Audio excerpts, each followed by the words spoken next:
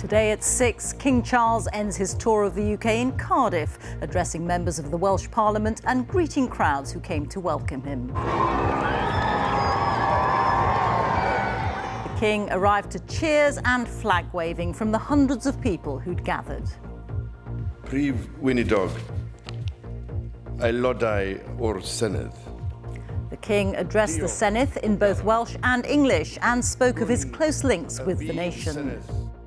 I take up my new duties with immense gratitude for the privilege of having been able to serve as Prince of Wales.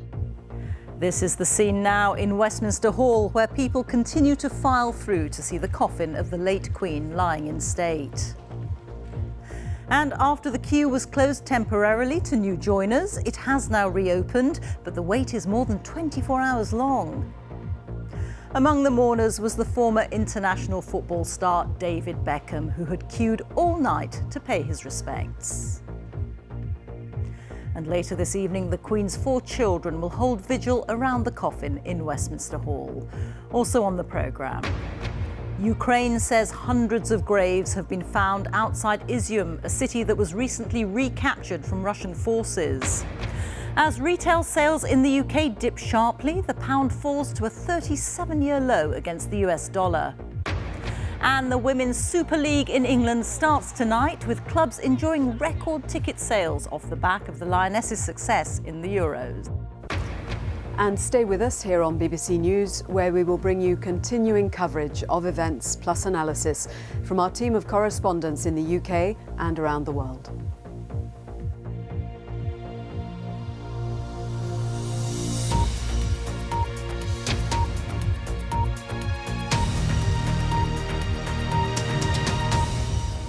Good evening.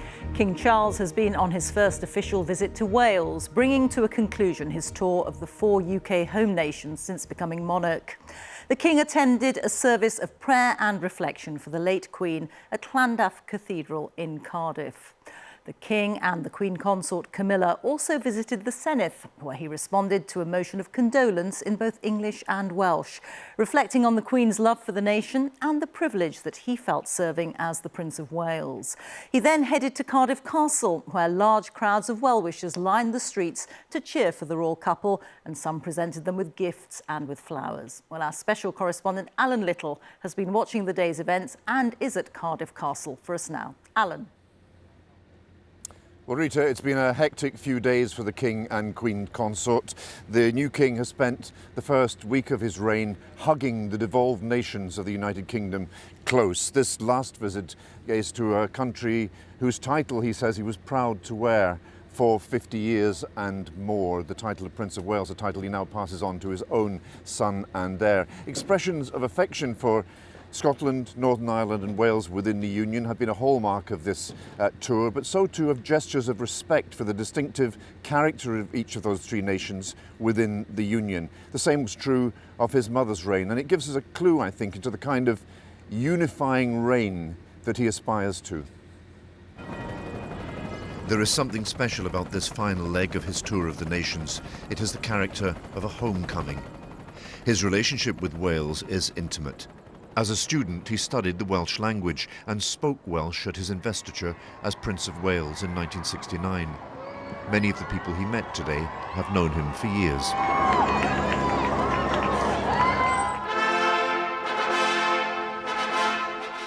Llandaff Cathedral was rebuilt after being bombed in the Cardiff Blitz. It connects us and the royal family to the great shared British experience of the Second World War. Queen Elizabeth's visit here in 1960 marked its restoration, a symbol of the long recovery from war and its aftermath that characterised the early years of her reign. Here, the King and Queen Consort attended a service of prayer and reflection for her life. A nawr o arglwydd fy niw, gwnaethos dy was yn frenin, yn llef yn had Dafydd, a minnau'n llanc ifanc dibrofiad. The First Minister Mark Drakeford read from the first book of Kings, which includes the verse, "And now, O my Lord, you have made your servant king."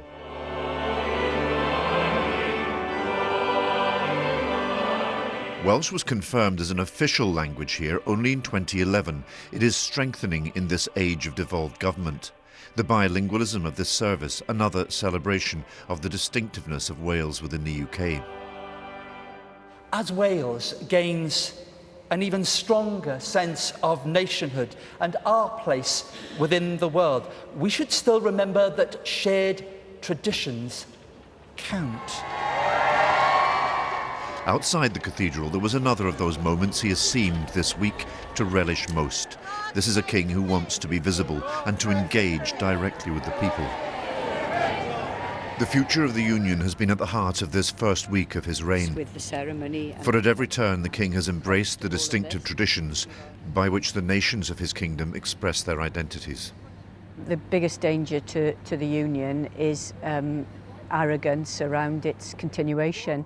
I suspect the monarchy has got perhaps even greater sensitivity than politicians to this, because there's a real sense of understanding that the cultural and political heritages of each of the nations is very different. And certainly the Queen reflected that in her remarks when she was opening the National Assembly and then the Senedd, and I would expect King Charles to do the same. And he did. On the floor of the Senedd, he replied to a motion of condolence in both languages. Through all the years of her reign, the land of Wales could not have been closer to my mother's heart. Roedd lle arbennig I Gymru yn Uchelon. I know she took immense pride in your many great achievements, even as she also felt with you deeply in time of sorrow. It must surely be counted the greatest privilege to belong to a land that could inspire such devotion. I am resolved to honour that selfless example in the spirit of the words by which I have always tried to live my own life. Ich dien, I serve.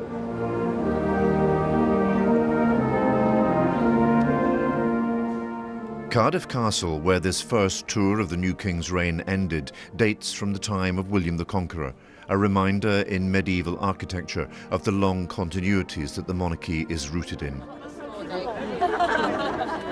Here, in the afternoon sunshine, the king greeted thousands who'd come to see him.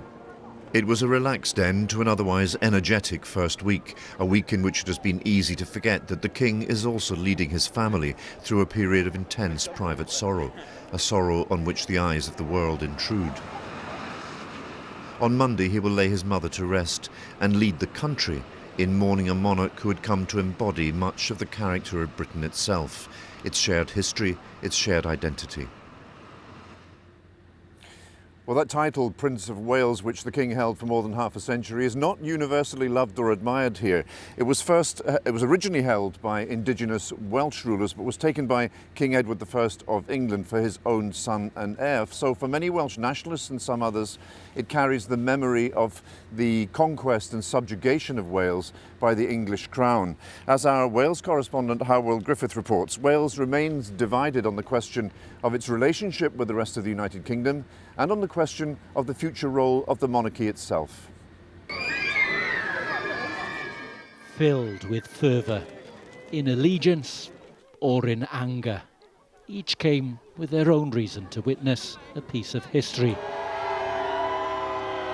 The cheers sang out alongside the jeers. Most wanted to welcome a man who, for the first time, came to Wales as monarch.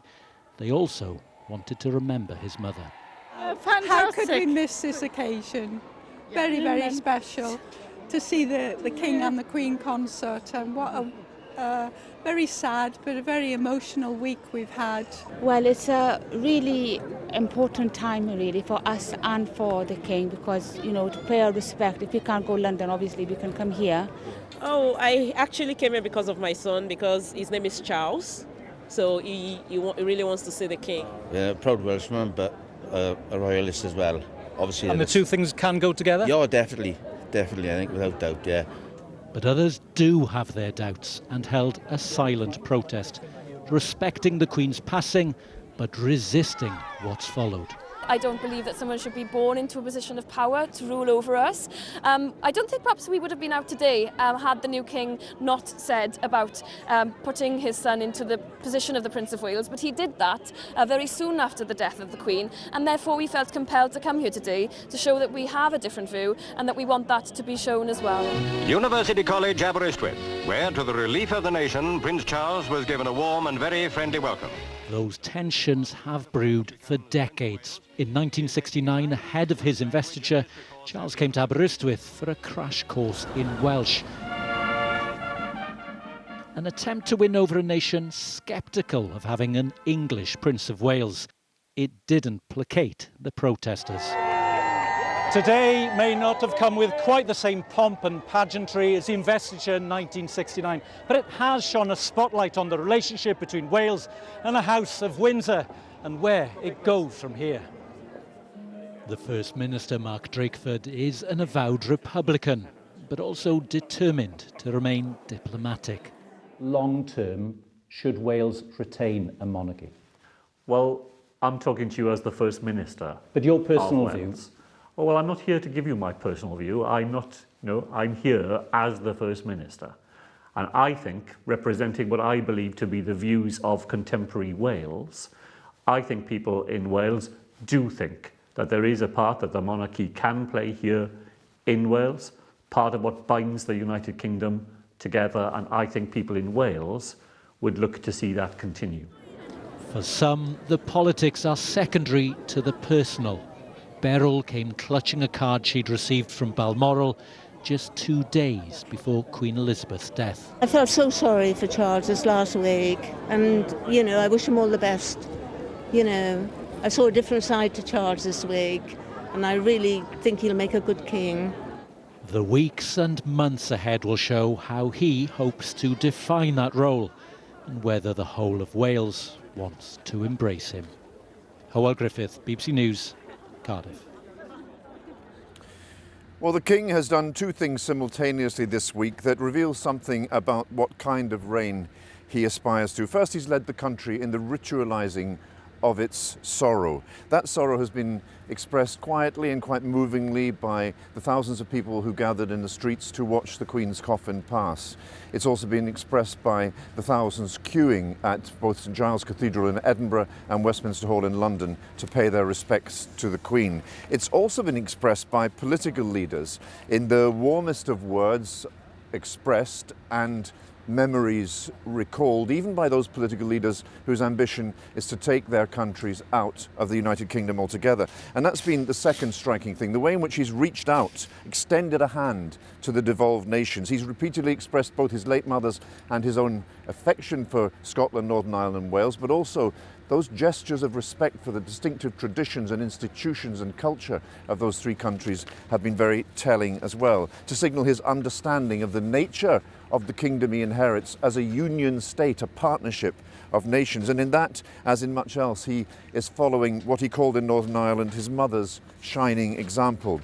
We've also been watching that central tenet of constitutional monarchy, the smooth passage of the crown from mother to son, played out in public. The sense of loss that the country has felt has been accompanied in that sense by the public expectation of continuity. Queen Elizabeth came to embody a certain conception of Britain itself in its shared history and its shared identity. And the question now is, what will endure of that when this period of mourning is over and in the years that lie ahead? Well, I think the King has given us this week a sense of how he intends to fill the space in the nation's life and the nation's affections that is left behind by the loss of his mother, Queen Elizabeth. Rita. Alan, thank you. Our special correspondent, Alan Little, there. Well, as he mentioned, thousands of people are still queuing to see the Queen lying in state. These are the latest pictures from inside Westminster Hall.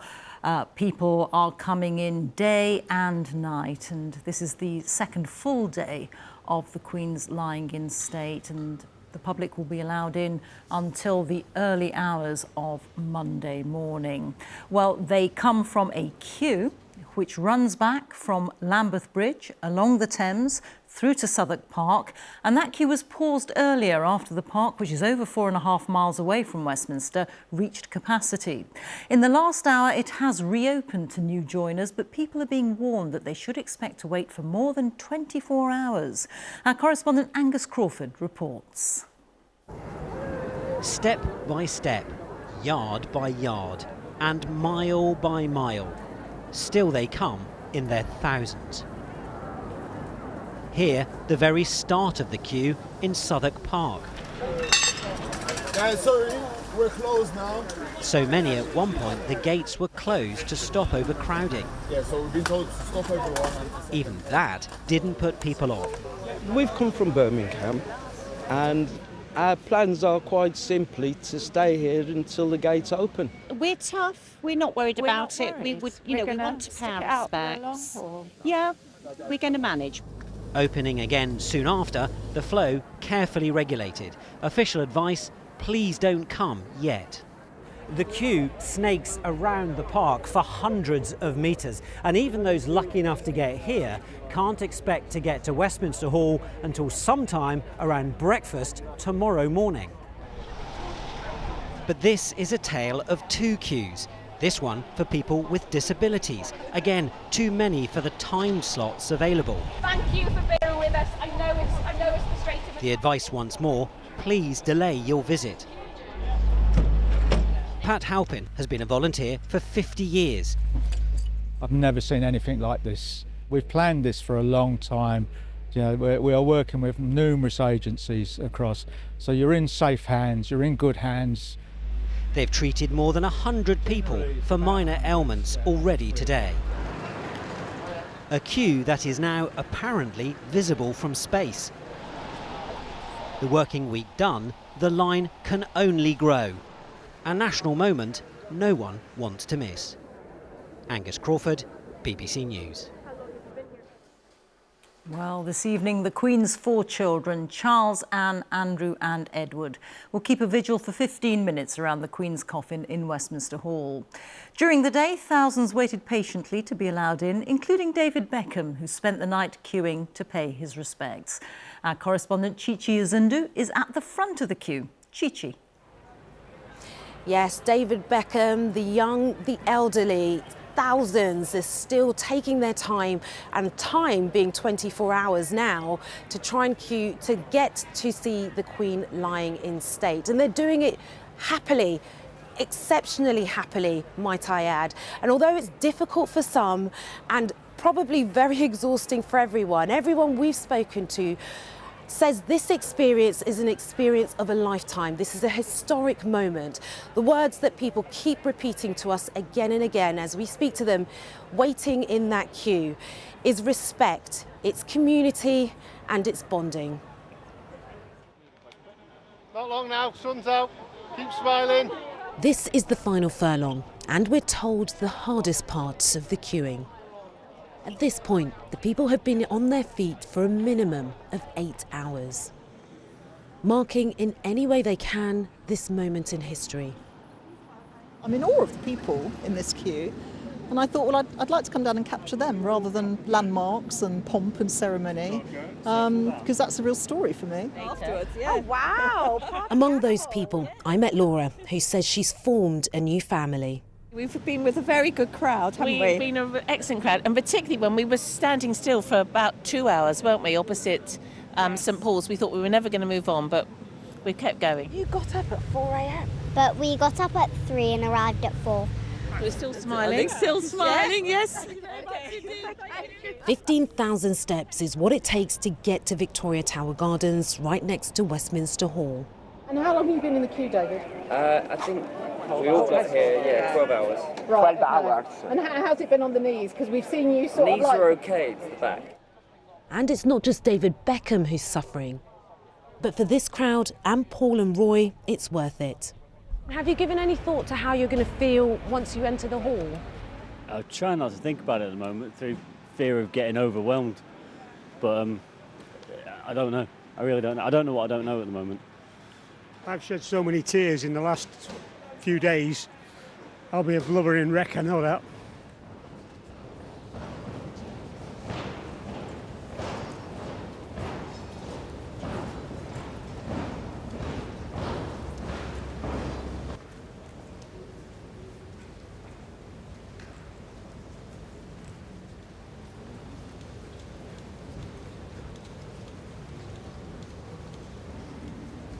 I grew up in a family that were all royalists. You know, I said earlier that, you know, today, you know, I think back to my grandparents, because if my grandparents were alive, they would have been here. So it's nice to be here to celebrate with everybody, you know, the life of Her Majesty and the legacy that she's left. It was amazing. It was beautiful. The sun was streaming in. It was very poignant, obviously.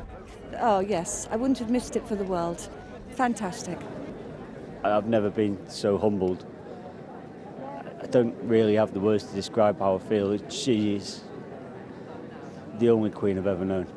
It's imprinted on my mind that will be with me forever. And I'm so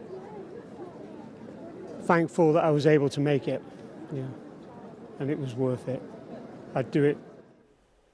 And that was Chichi Zundu reporting there. Well, as we heard, many have made the journey despite the long waiting times. Our correspondent Leila Nathu is at the end of the queue in Southwark in southeast London. Leila.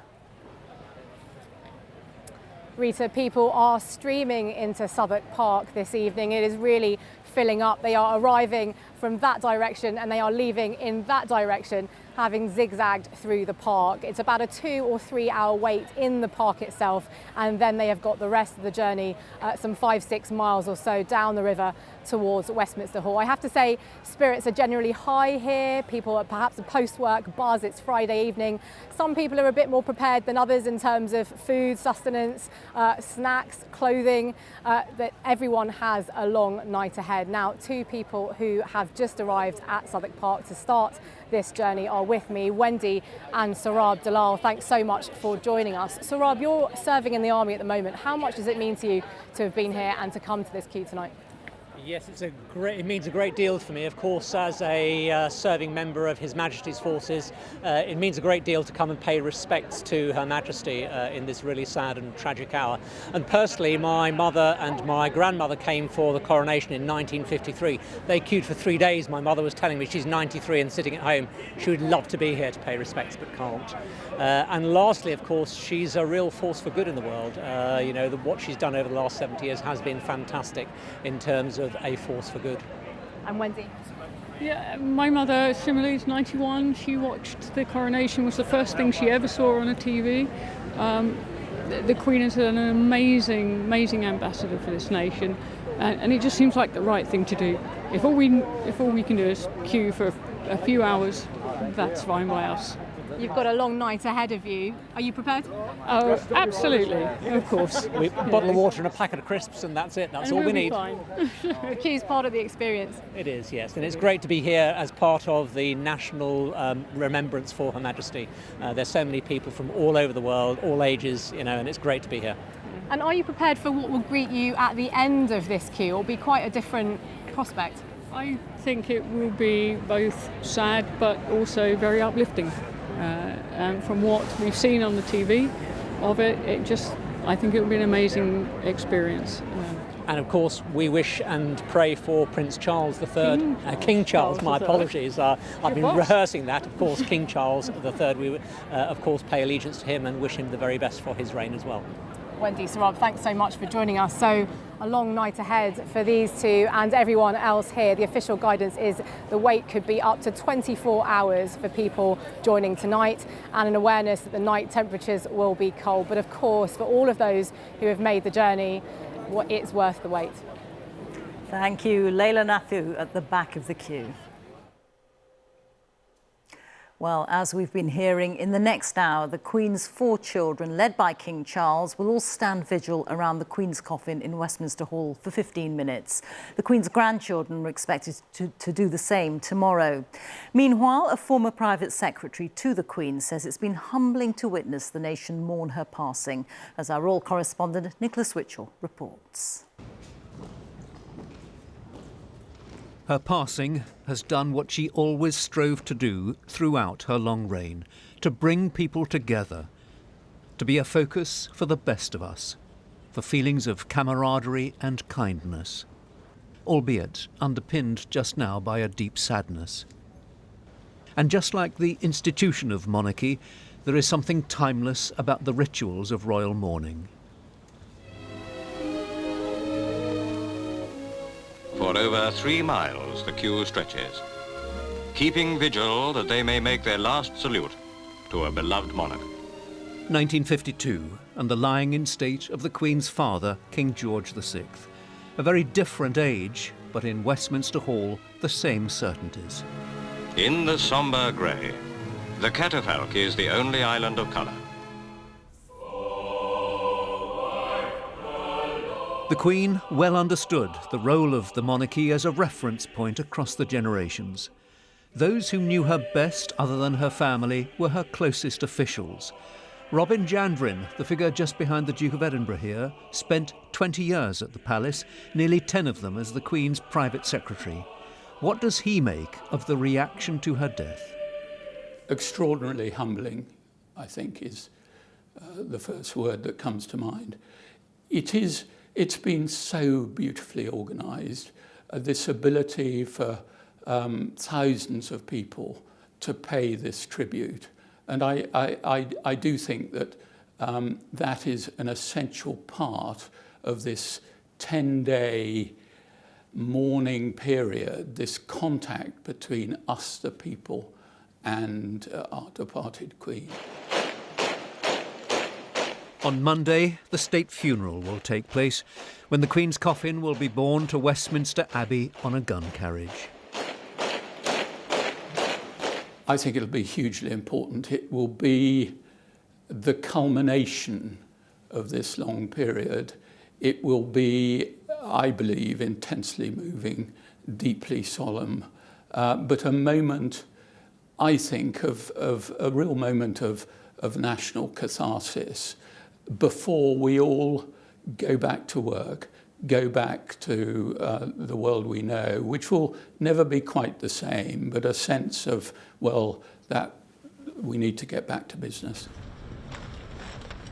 It isn't just Britain which is marking the Queen's passing. The Prince and Princess of Wales have been meeting troops from different Commonwealth countries who will be taking part in the state funeral. A solemn day which will mark the end of a long reign. Nicholas Witchell, BBC News. Let's bring you up to date now with the latest on what will be happening tonight and at the weekend. At 7:30 this evening, the Queen's children, King Charles, Princess Anne, the Duke of York and the Earl of Wessex will take part in a vigil beside the Queen's coffin in Westminster Hall. On Saturday evening, it'll be the turn of the Queen's grandchildren, including the Prince of Wales and the Duke of Sussex. A 1-minute silence to reflect on the life and legacy of the Queen will be held across the UK on Sunday evening at 8 o'clock. That is the night before the Queen's funeral.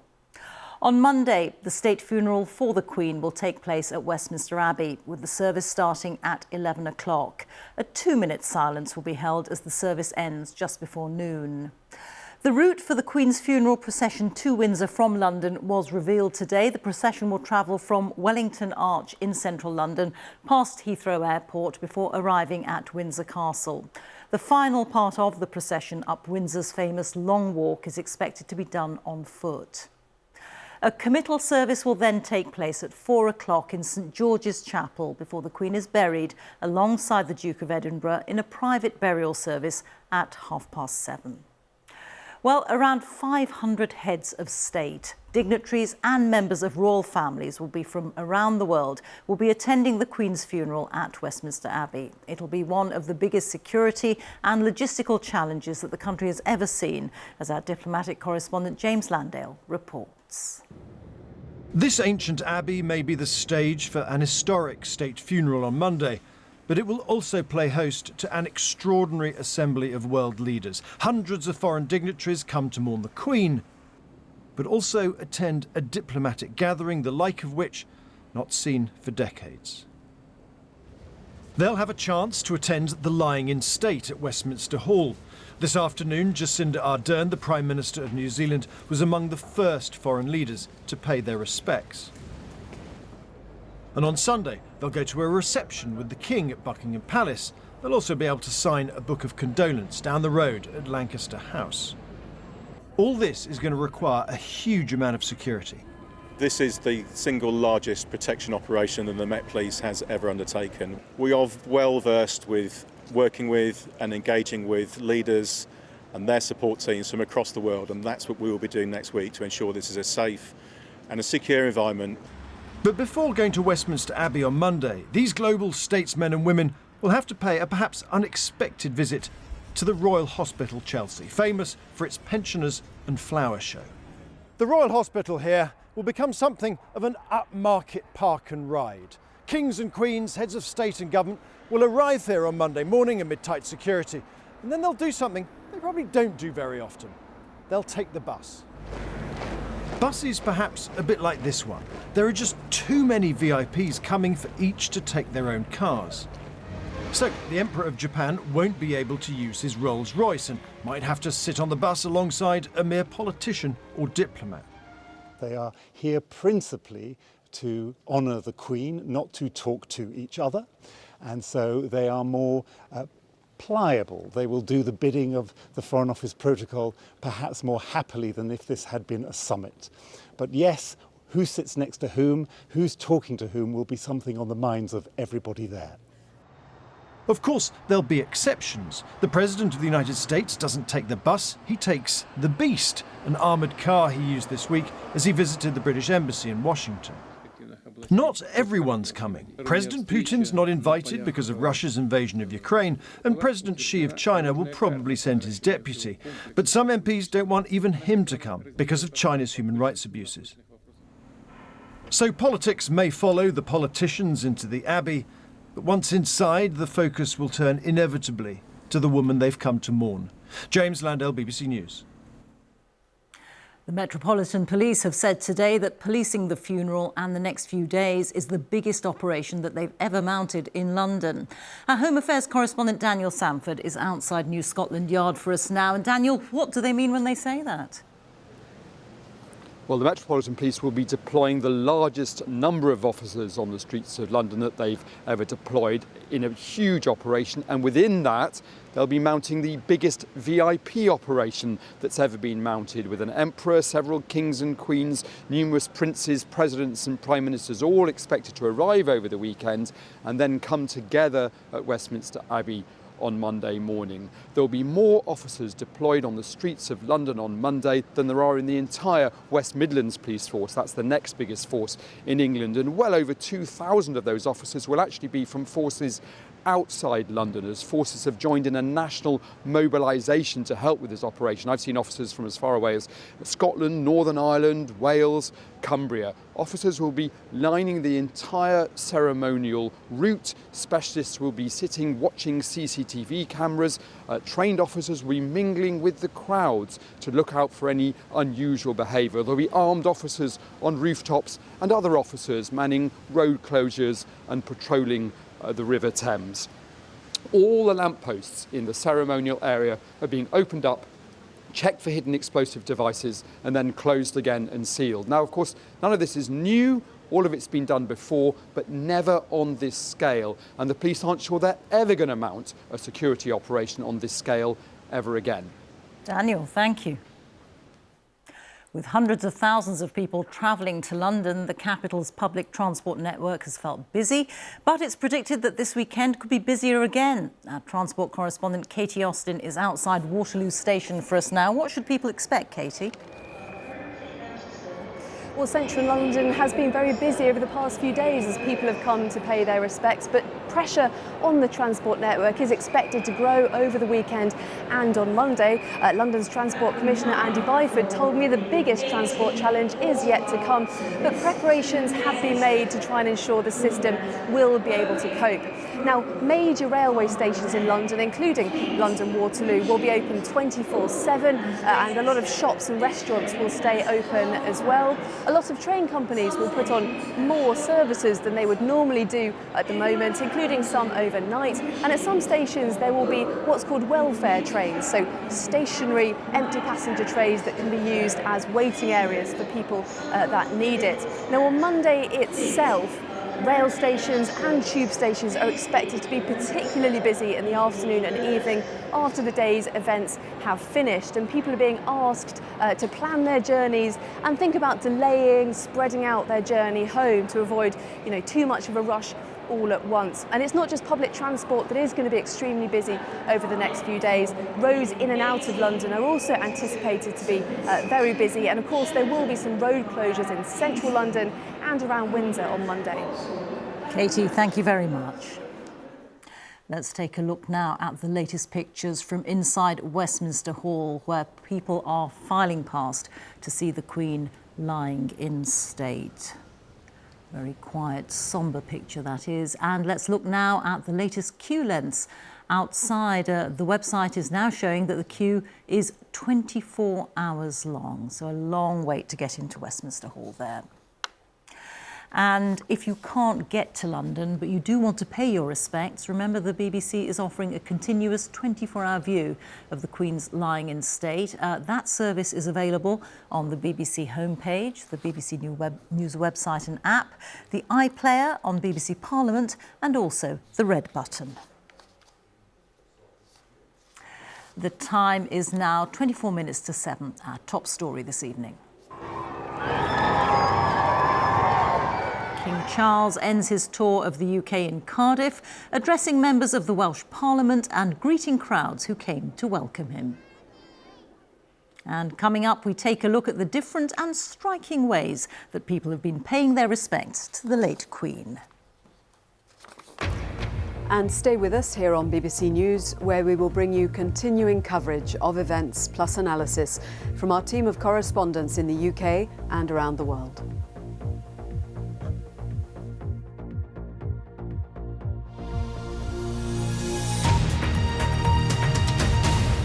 Let's take a look now at other news. And the authorities in Ukraine say they found a large burial site containing more than 400 graves in a city recently recaptured from Russian forces. Ukrainian officials say most of the graves contain the remains of civilians, but there were also some soldiers with their hands bound. They were discovered in Izium in the east of the country, which the Russians used as a logistics hub for their war effort. Ukraine says all the bodies will be exhumed and sent for forensic examination. Speaking of the discovery, President Zelensky said Russia leaves death everywhere. Ukraine has recently made some major military gains, and these circled areas show where the most significant fighting has been taking place over the last 2 days. Our senior international correspondent, Orla Guerin, sent this report from Izium, and some of the content you may find distressing. Under the pine trees of Izium, a war crimes investigation. This burial site has more than 400 graves, now being exhumed, the earth starting to give up its secrets. But the prosecutor here already claiming that Russia is responsible for almost all of the dead. According to our data, almost everyone died because of Russian soldiers, says Alexander Filchakov. Some were killed, some were tortured, some were hit in Russian air and artillery strikes. He says the very first grave they opened contained the body of a civilian with a rope around his neck. This knife was recovered from the remains of a soldier.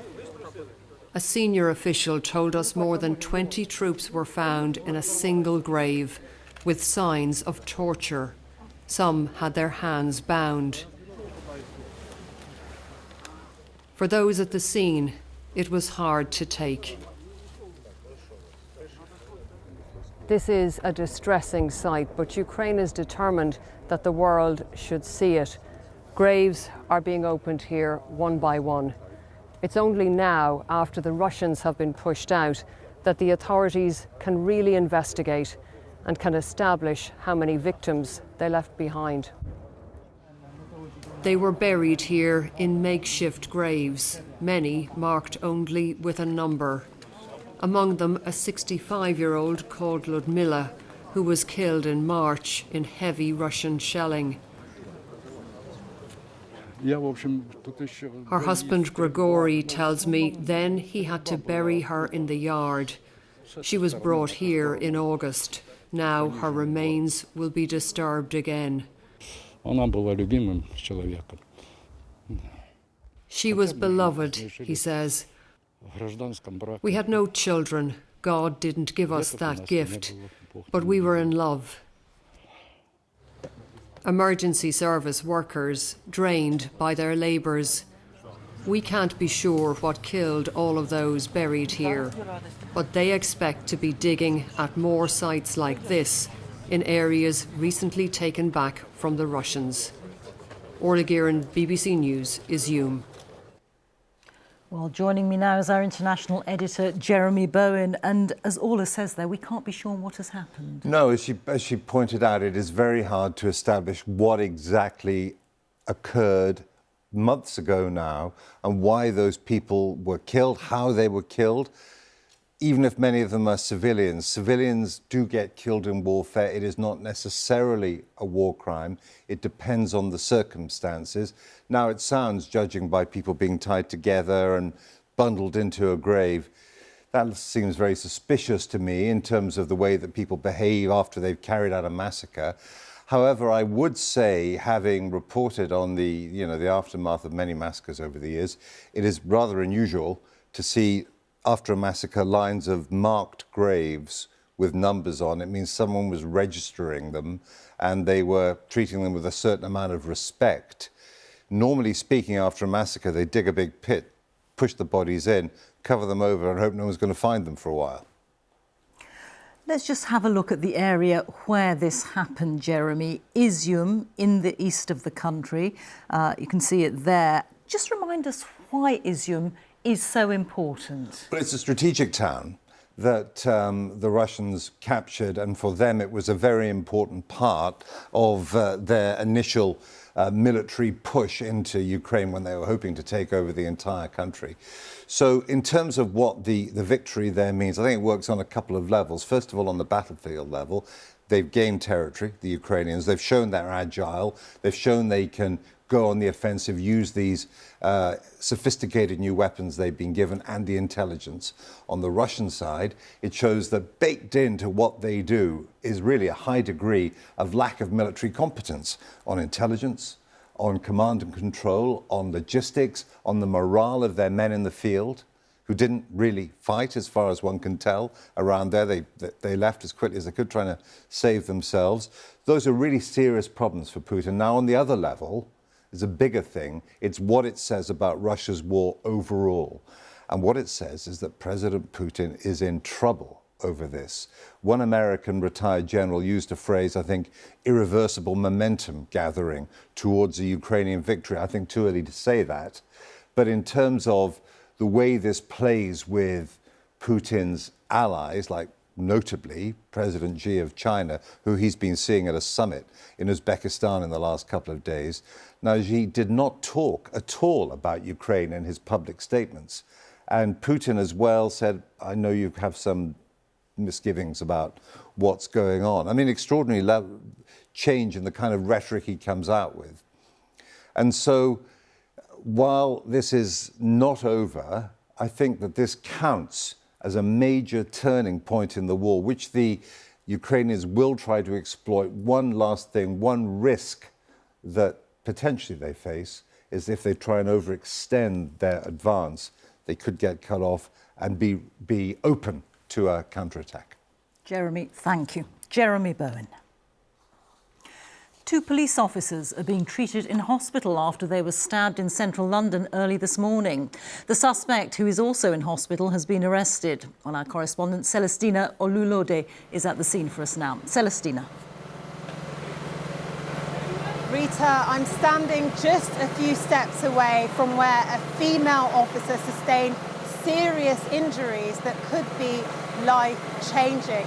Another officer, a male, was stabbed 3 times in the neck and once in the chest. Now, the Met Commissioner, Sir Mark Rowley, praised the bravery of those officers.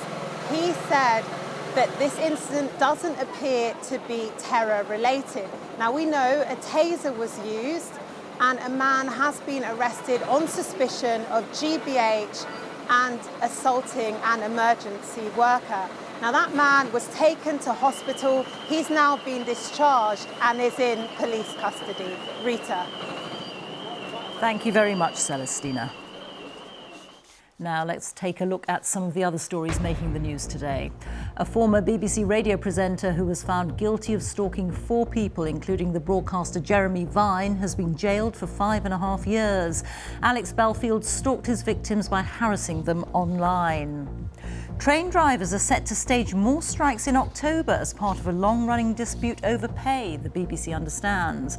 Drivers at 12 train companies are expected to strike on the 1st and the 5th of October. Train drivers union ASLEF has not commented on the proposed industrial action out of respect ahead of the Queen's state funeral. Friends and colleagues of the former BBC broadcaster Bill Turnbull have paid tribute to him at his funeral service in Suffolk. Turnbull, who hosted BBC Breakfast for 15 years and was diagnosed with prostate cancer in 2018, died in August, aged 66. Now the pound has fallen to a new 37-year low against the US dollar after figures showed UK retail sales fell sharply in August as the rise in the cost of living continued to hit households. Well, our business correspondent Emma Simpson is here with the details. Emma. Thanks, Rita. Well, today's retail figures are fairly dismal and a sign of how inflation is eating into household budgets. Retail sales volumes, that's the quantity of goods bought, fell by 1.6% in August compared with the previous month. This figure is 3 times worse than had been expected and the biggest fall so far this year. And it happened across every main category, from petrol stations and supermarkets to clothing, furniture and department stores, as well as online. With soaring prices, consumers are buying less and focusing more on everyday essentials. The figures have heightened fears that the economy is already in or heading for a recession, prompting a further fall in the pound. Now, you can see with this graph how much pressure sterling's been under this year. It's been falling against the dollar. So have most major currencies. That's mainly because the dollar has surged in value. Today, the pound dropped by more than 1% to just $1.13. That's the lowest level since 1985, although it has recovered slightly. The pressure's now on for policymakers, from the Bank of England and its decision on interest rates next Thursday to the new Chancellor's mini-budget the day after, when more details are expected on the government's new energy support package, as well as Liz Truss's promised tax cuts, which she hopes will get the tills ringing. Rita. Emma, thank you. Now, after all football was postponed last weekend after the death of the Queen, tonight sees the start of the delayed Women's Super League in England. The domestic season will hope to build on the success of the Lionesses in the summer at what could be a pivotal point in the women's game. Here's our sports reporter, Joe Curry. The Women's Super League, widely regarded as the best in the world, and now it's back. Chelsea have dominated in recent years, but could this season be the biggest and most watched yet? I enjoy the growth of the game more than I do winning trophies. I love watching, England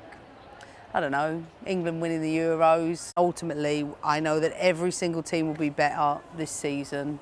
All I know is that I'm just looking forward to watching my team play. England, European champions! This summer, England lit up the nation when they were crowned European champions at Wembley. The players were then hoping to bring some of that magic to this year's domestic league. It had been due to begin when Spurs hosted Manchester United at the Tottenham Hotspur Stadium last Saturday. The death of the Queen, however, meant the start of the season was postponed, with huge implications. Instead, it's kicking off here in Boreham Wood with Arsenal versus Brighton, a game not available on television. But for the Arsenal and England captain, this is still a moment that needs to be seized. We have a constant responsibility that we're aware of to grow the game. I don't know if we'll ever stop. I don't know if we'll ever get to a point where we sort of think, OK, we're good now and we can just really enjoy the football. We always want more, we always want better for the girls that are coming behind us, almost to pay respect to those that have come before as well, what they did has led us to this moment. The Euros have been described as a game-changing moment for the sport, with record ticket sales already being recorded for this season. The challenge now, though, is how do clubs harness the support? We need to manage the growth. Just throwing money at it isn't going to do it. It needs to be developmentally managed. So what we don't want to go is go up really quickly and then burst and come down again. We want to go up really carefully and steadily. So I'm really optimistic we can do that. While the launch of the WSL's new season has no doubt been impacted by the postponements, it's hoped that fans new and old will turn out for what should be a special weekend, albeit later than planned. Jo Curry, BBC News. Let's take a final look now this evening at the latest pictures from inside Westminster Hall. And at 7:30 this evening, the Queen's children will take part in a vigil beside the Queen's coffin. And this is how long it's taking for people to get into Westminster Hall now. Expected queuing time is at least 22 hours, and people are being reminded that overnight temperatures will be cold and to come prepared. Well, let's go back now to Chichi Izundu, who is at the queue for Her Majesty's lying in state. Chichi. Well, just to say, Rita, it is actually cold right now, as my guests can attest to. We've got Glenn. Glenn, you wanted to make the point because actually you started exceptionally early this morning and thought that this start point was somewhere different. The website said Tower Bridge. I got up at 4, walked to Nedwood Station, went to Tower Hill, walked to Tower Bridge, where the website said it started, but it didn't, and I had to walk a mile in the opposite direction against the queue to find the end of the queue. And how have you found your experience? The experience has been fantastic. Made friends along the way, had a great time, with people, and 12 hours, which is what we've waited in the queue, has just passed. It hasn't felt like 12 hours. So let's meet some of the friends that you've met. Valentina, how have you found the walking? Well, weirdly, I haven't, my legs hasn't really hurted yet, so maybe in an hour they will. But I haven't really got bored that much, but still, 12 hours is a lot. It is a lot, but you're really close to the end. How are you? No, I promise you really are close to the end. How are you feeling about actually going to see the Queen lying in state? Well, a few things. I feel like it's a dream sometimes, but I also feel sad because she's not here anymore, and also quite tired. I can understand. And Valentina, Mum, how many steps have you actually managed to do so far? Oh, we just watched. It was 16,000, I think, yeah. And how are you feeling? It's a big day of sport for the two of us, huh? Now, I think for us it's real. Because especially for her, I wanted it to be real. They're used to watching everything on TV and pretend they know. So I wanted her to remember something from all this, especially because we're French. So the royalty for us is foreign. And we needed something to make us feel what it is to be British. And today, because of all the people we met and we've been talking with, we kind of learned a lot, huh? Wonderful. So Rita, they're very, very close to the end, and we'll let them go so that they can actually get to the end. Yes. Rita. Chichi, thanks again. Now, since the death of Queen Elizabeth, people have been finding different and striking ways to remember her and to pay their respects, as our arts correspondent David Silito has been finding out. We're in Woppenham, in Northamptonshire. Not far to go. And I was being led by David and Annette Wilson. Yeah, we are actually in the flag as we speak, yes. To a royal location. Let's go this way anyway. It wasn't straightforward. We're nearly to the end, yes. We're getting there. So this is the point. This is it. I can't see the flag. We are actually in the we flag. Are in the flag, yes. We're in the flag. How do we see it then? The only way we can see it properly is if we go up. It is a creation best seen by plane or drone. It was planted in the spring for the Jubilee, and it was almost cut down. Thankfully, it was saved because it has now become a place of memorial. It was created for the Jubilee. That's right, yeah. What was originally for a lovely celebration, a happy celebration for the Queen, has now become a real tribute to her. Normally, you'd have got rid of it by this time of the year. But you're going to keep this, I'm presuming, now? Yes, we're going to try and keep it for as long as possible. So a place that began as a celebration has, in many ways, become a place of memorial, but it will soon be gone. However, there are many others now thinking about how to create some lasting memory of this moment.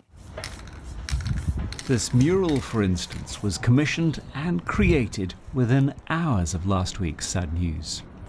Abraham, our artist, was here at 5:30 yesterday morning, and we were done by about 3:30, so smashed it out pretty quickly. A request from the children of Gainsborough Primary in Newham, who are very proud of their new artwork. What did you think when you first saw it? I thought it was a beautiful painting and I was so happy with the people that did it. It's amazing. It just creates more memories inside your head. The eyes look real, very real. The feathers look good, don't they? They look real. And it also will remind us that we're not alone, that she will still be there. So if we sometimes pass, we can always give her flowers. I've never seen a picture like that great, and especially the crown. I love it. Everyone can see this walking past. Exactly. And People what have been better laying way flowers, to pay tribute to Her Majesty the Queen than having her on the front of our school. And the kids, as soon as they came into school, they were saying, we want something. Yeah. They wanted us to do something. But they wanted something permanent. That they wanted something big. Not all of us can lay flowers at a palace or queue for the lying in state, but there are many ways to remember. David Soletto, BBC News, Newham, East London.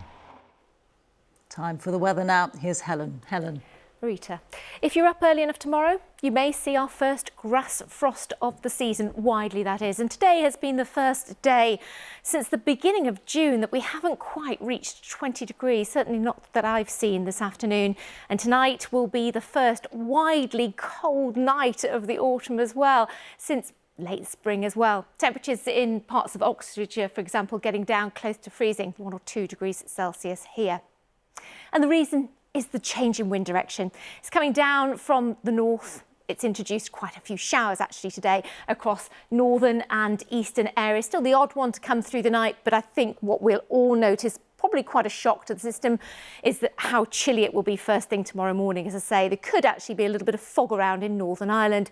But obviously it's a concern because lots of people are visiting London and will be queuing for a long spell of time. It will become quite warm by day, 17 or 18. That's still a little bit below average for the time of year, but those really chilly nights obviously will be felt by many. Now, as we go into Saturday, it looks like another fine and dry day for many parts. That fog taking a little while to clear for Northern Ireland. And here we do see a little bit more cloud toppling in, and for Scotland compared with today, but probably fewer showers across East Anglia and Eastern England, and possibly less of a keen wind. That has been quite a feature for the North Sea coast today, but still 14 to 18, and we're starting on a lower note as well. So still a little bit below where we should be. But come tomorrow night, there'll be a little bit more cloud in the sky.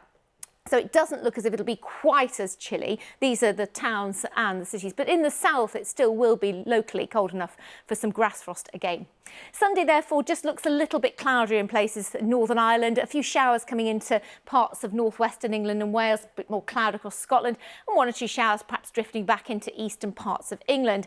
But the winds are falling lighter, so there could be a little bit more fog around on Sunday morning and again, indeed, on Monday morning, because the high pressure's moving back in. So the winds fall light. So in the sunshine on Monday, it will feel quite pleasant. We still have that weak weather front, though, close by to the southeast. I mentioned that because there is the outside chance of a shower on Monday in London, but on balance, it should be dry. It should be dry for most parts. We do have that early morning fog risk, and then we've got some rain coming into the west, but it looks set to hold off until Tuesday for most of us, Rita.